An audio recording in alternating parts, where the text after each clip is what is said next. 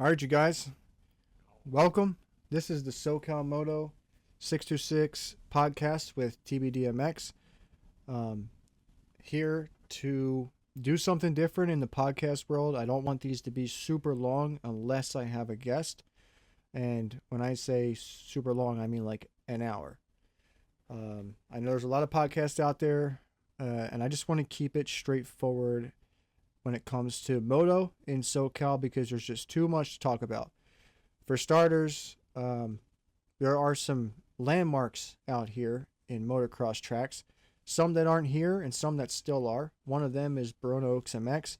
Another place is Glen Helen, where they hold the two-stroke world championship every year. And for me, those are staples in this world that I have moved into.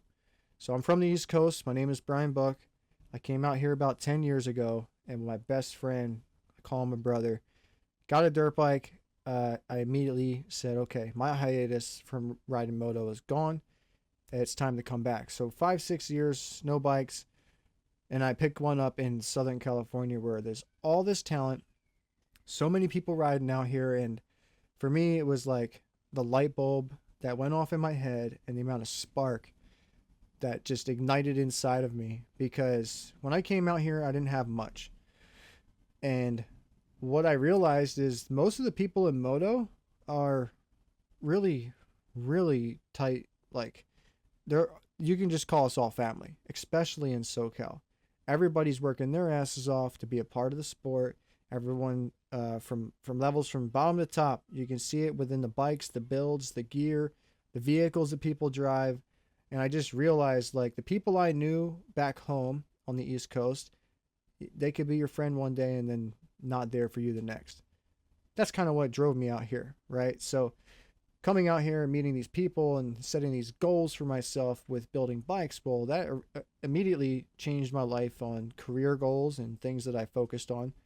And that is what built a life for me in a way that I would have never had if it wasn't for motocross. SoCal Moto to me is a place where I reinvented myself, and moto has saved my life in many different ways. It's broke me in a few different ways. As I'm currently sitting here, I do have a destroyed left foot, talus fractures, my tib broke off.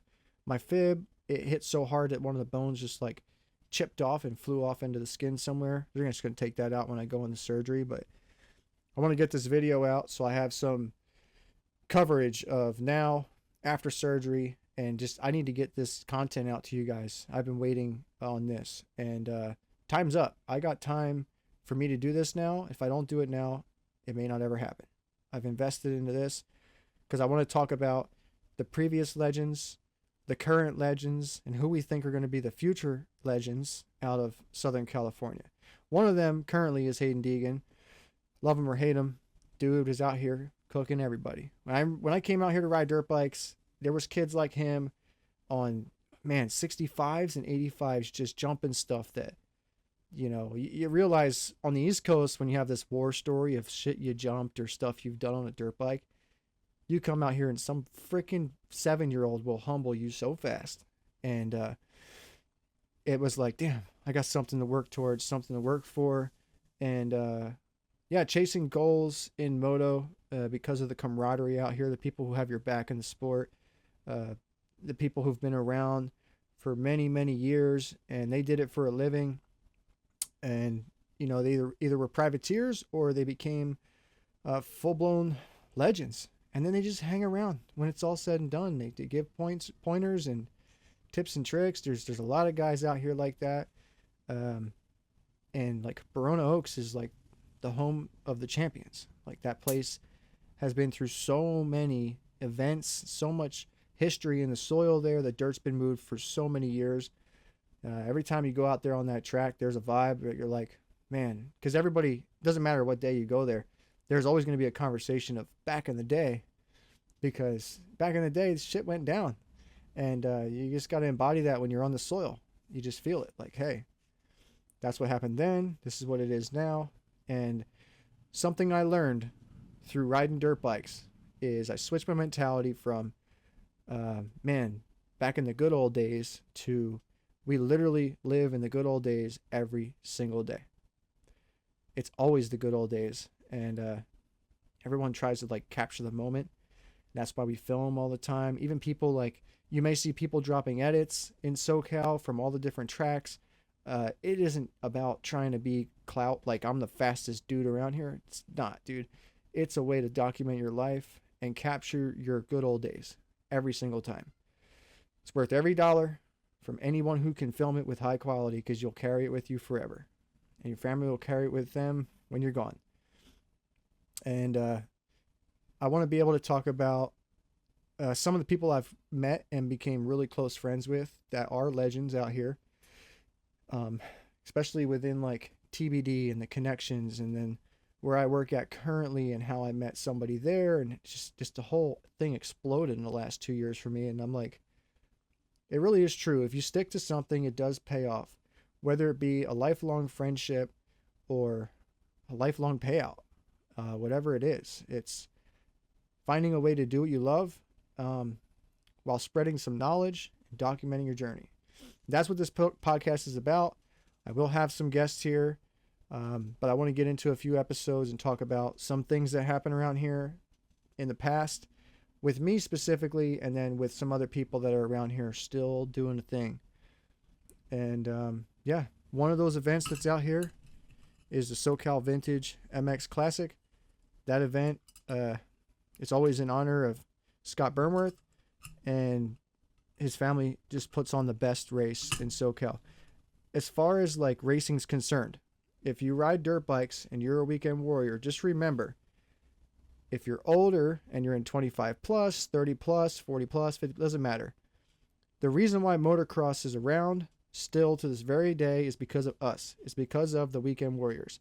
If it wasn't for us, all of these production bikes, these 250 and 450 shootouts, would mean nothing. They do that for the regular population who buy these bikes to enjoy it. There's plenty of pros, sponsors. We all know the industry is a little funny with how people get paid in the privateer ranks. And if you're not in the top 5, you're not making millions and millions of dollars doing this.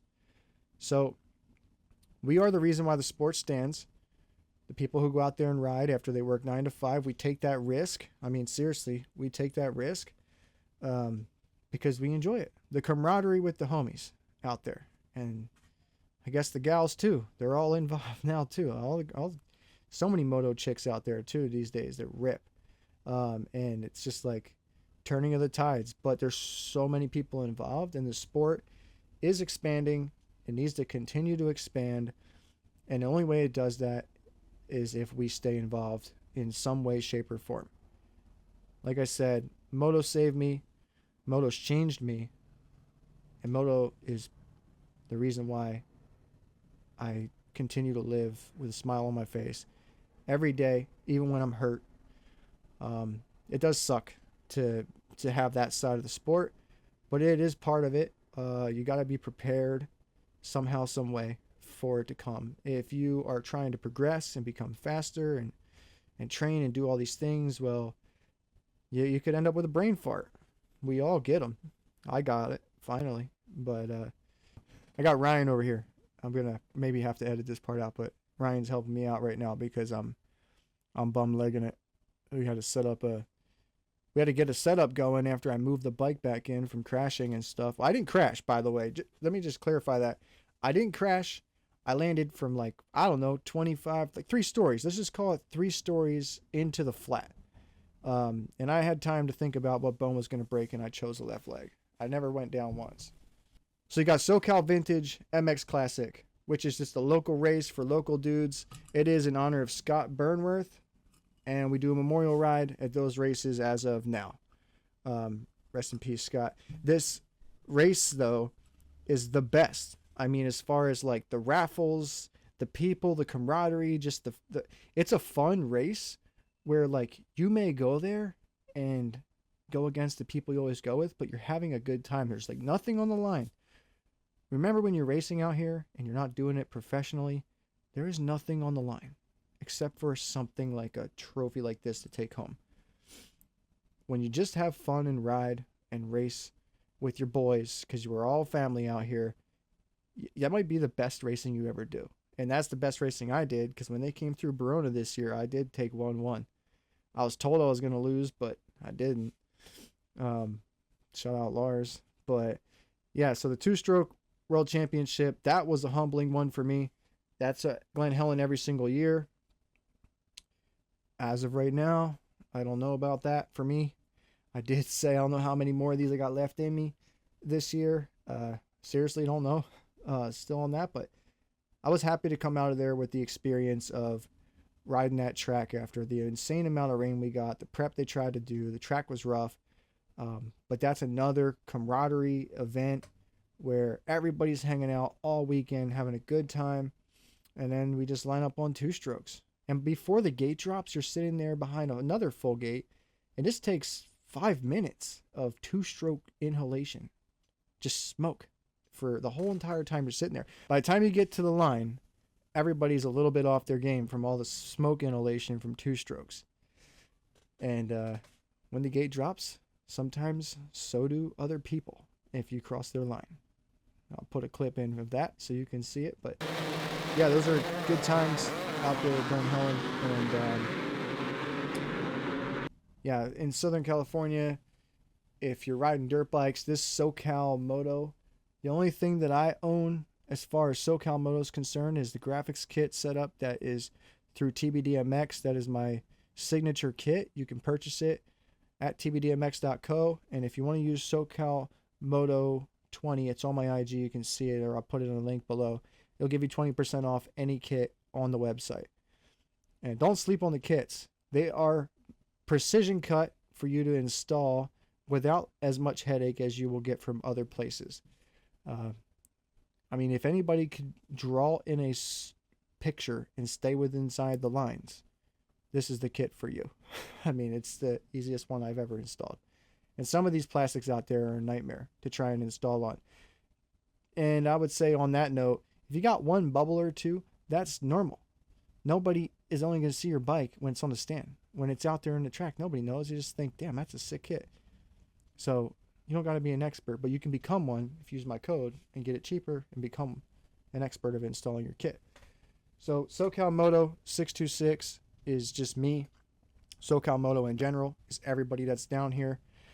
And I would say for anybody who's outside of this realm, this world that we all live in, and you're watching from afar, just know, like, the Axel Hodges, the Twitches, the legends that come out of here, at the Hayden Deegans, Brian Deegan, Travis Pastrana, people who've been all up and down this California world of riding. There's just, even in skateboarding too, like so many sports are right here, but moto entirely is just trademark. So Anaheim 1 is the start of Supercross every year. And then usually it comes down on this West Coast platform, and it bounces around. So usually you have A1, it'll come down through San Diego. Then you'll have, sometimes you'll go Arizona, and then A2, or A2 will just be right after. So the way that the Supercross world works, it always starts here. There also, just to be clear, I think that between East Coast and West Coast, most of the top teams are either in Florida or they're in California. And there's really not much in between. They got to be close to East or West Coast because that's the way the races go. And then you have monster trucks that follow them through everywhere. So like the way it's segmented is around terrain, obviously weather, and we don't always get the best weather when it comes to Supercross. Motocross, we could deal with some muddy motos, but muddy Supercross is gnarly, especially out here because we have just some of the most least rained on dirt in the world. It does not do too well with moisture when it gets heavy, but there's just so many different things that happen here, and they happen here first. When you see free riding turn into freestyle, when you see outdoor motocross turn into just something that's a staple for our entire country. And one of the guests I want to bring here is Lars Erik Larson. He grew up racing out here, and his dad is a Hall of Famer in the sport, and he brought his version of riding and motocross here with Husqvarna in a van many years ago. And that episode will be really fun for us to really pull back some of the history, because it does start with the dudes back then. It doesn't start with what you saw in 2020, 2015, or 2010 even. We're talking 90s, 80s, 70s, 60s. Like, what was it? What was happening out here? How much homes and land has been developed since those times, and how many spots have disappeared because of it? We lost Carlsbad Raceway, El Cajon, there was a track, Palm Avenue. I keep hearing about that place, and I don't know much about it, but that was for the old timers. And yeah, so many cool things to talk about. So, welcome. This is the SoCal Moto and TBD joint podcast, where I will be hosting little segments of history. I will try to give you guys some track updates and changes throughout the course of the channel here as time goes on, and I want to be on a consistent schedule for you guys just to bring content to you. If I find something, I'm going to bring it here and tell you about it. And on top of that, the very last thing I want to point out is, right now, for me, I have been riding here for 9 years, pretty much nonstop. All motocross tracks, a little bit of desert here and there. The biggest thing I want to mention is, even when you think you got it under control, at some point you may not. That track at Fox Raceway right now has kind of had the same type of prep this entire time I lived here. The new vet track that's over there right now, that is a different type of prep that I haven't seen, different type of layout that I haven't seen. And yeah, I was a little off my game. There's a lot of things that led up to it, but third lap, I pulled in, and on the third lap, when I decided I was going to start picking up the pace, I went around some people, and yeah, just full-blown OJ off of something that nobody was jumping. It wasn't even a jump, but for literally 8 years straight, it was a 60-foot tabletop. And all of a sudden, it wasn't. It was a roller. But on the left side of it, it had it was like a supercross hit, and I just went airborne. So if you need a reminder to do a sight lap, this is it. Do an actual sight lap, not like I'm going to jump half of them. Like, just legitimately just do a sight lap and look at the track. And then your second lap, maybe try and remember if you knew what was coming up. Third lap, then maybe jump some stuff. I wouldn't say go full send third lap. No matter how much experience you got, we all get hurt, and it's always misjudgment. We signed the waiver. It isn't the track's fault. It isn't anyone else's fault but mine to crash, or anybody else's, right? We are the ones twisting the throttle. Just want to make that clear. And then just send a reminder, because yeah, riding is super fun. Progression is super fun, but it's not fun when you get stuck for months and months waiting to go back. Like, just maybe just put better eyes on it, because being comfortable riding your dirt bike while you're in the middle of the biggest progression of your life, which I just currently was, being comfortable is a blind vision in the process, where all of a sudden you think you got it. And I would just say, take the sight lap serious, and tracks change, prep changes every single time. Even if they say the track's been the same for 3 years, somebody on that dozer could have had a rough night and just pushed the dirt in a little bit more than they used to. Just be mindful of it. So yeah, that's about it. And thanks for hanging out, and I will see you guys in the first episode after this. So this was just the introduction. This is a space for us to create, debate, talk about moto, whether you're involved or you're not, and just hash it out and learn some stuff together, along with guests who've seen it when you haven't, and their story is from the scene instead of what you've heard. If you guys have seen my IG account and some of the many riders that are out here in SoCal, we put out these edits, and a lot of them are high quality, and it is from filmers like Pavich Moto Photos, Justin Films, and as far as the names go that I know that are like there filming, ready to go, that's it. I mean, those dudes are out there. I would say it's not free, it costs money. You're documenting your memory and your experience. If you want something high quality, it's going to cost you. If you order fucking pizza from Domino's versus a pizza from a 5-star Italian restaurant, there's 2 different price points. You're still getting pizza, right? That's the difference between an iPhone and high quality filming and editing. So if you guys really are out there and you're wanting to document your journey and do it the way I did it, as well as like other writers do it the same way, which is not only is it high quality footage for you to look back at with a sick song, but you can really look at your body movement and see what you're doing wrong and see what you're doing right. You take a piece of paper and a pen, write it down, and that's how you study who you are as a writer. That is what helps you progress. That's what's helped me progress, along with other people who are a way higher skill level than me. They can help me pull my videos apart quick and say, hey, we got to change some stuff here and there. That's what edits do for me. Also documenting the journey, like I said. So if you guys want an edit, don't be scared. Hit up Pavich Photos or Justin Films if he's around, and get yourself an edit.